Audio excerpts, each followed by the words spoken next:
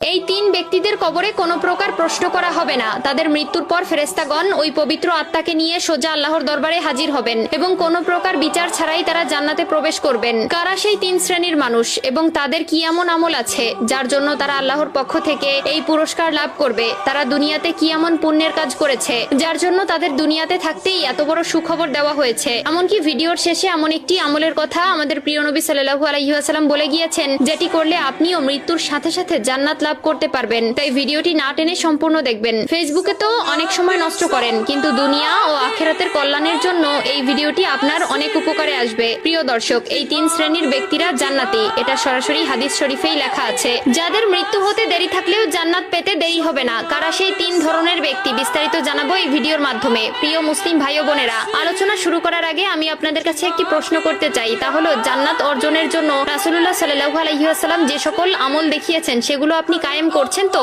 যদি করে থাকেন এবং প্রিয় নবীকে অন্তর থেকে ভালোবেসে থাকেন তাহলে কমেন্টে আলহামদুলিল্লাহ লিখে যাবেন। আর যদি শুরু করবেন ভেবে থাকেন তাহলে ইনশাআল্লাহ লিখে যাবেন। ভিডিওটি শেয়ার করার মাধ্যমে অন্য সকল মুসলিম ভাই বোনদের মাঝে ছড়িয়ে দিন। আপনার একটি মাত্র শেয়ারে এই তিন প্রকার জান্নাতি ব্যক্তিদের সম্পর্কে অন্যরাও জানতে পারবে। প্রতিটি মুসলিম ব্যক্তির স্বপ্ন পরকালে জান্নাত লাভ করা। আমরা প্রতিনিয়ত হাজার আমল করে থাকি, কিন্তু কেমন হবে যদি জান্নাত আপনার জন্য অপেক্ষা করে? আপনি যখনই মৃত্যুবরণ করবেন সাথে সাথে জান্নাতের দিকে অগ্রসর হবেন। শুনে আশ্চর্য হচ্ছেন? হ্যাঁ, এমনই তিন ধরনের ব্যক্তি আছে, যাদের মধ্যে প্রথম কাতারের ব্যক্তিবর্গরা হচ্ছেন যারা শহীদ হয়েছেন। এখানে শহীদ বলতে উল্লেখ করে তাদেরকেই বোঝানো হয়েছে যারা দ্বীন ইসলাম প্রচার ও তার রক্ষায় সশস্ত্র কাফেরদের হাতে নিহত হয়েছেন। তবে মহানবী সাল্লাল্লাহু আলাইহি ওয়াসাল্লাম এই এক শ্রেণীর লোক ব্যতীত আরো কিছু মানুষদেরকে শহীদের খেতাব দিয়েছেন, যারা মূলত দুর্ঘটনায় মৃত্যুবরণ করেছেন, তবে আত্মহত্যাকারী চির জাহান্নামী। দ্বিতীয় শ্রেণীর ব্যক্তিবর্গরা হচ্ছেন তারা যারা জুমার দিন বা রাতে মৃত্যুবরণ করবেন। আমরা সকলেই জানি হাদিস ও কোরআনে জুমার দিনকে সাপ্তাহিক ঈদের দিন বলে ঘোষণা দেওয়া হয়েছে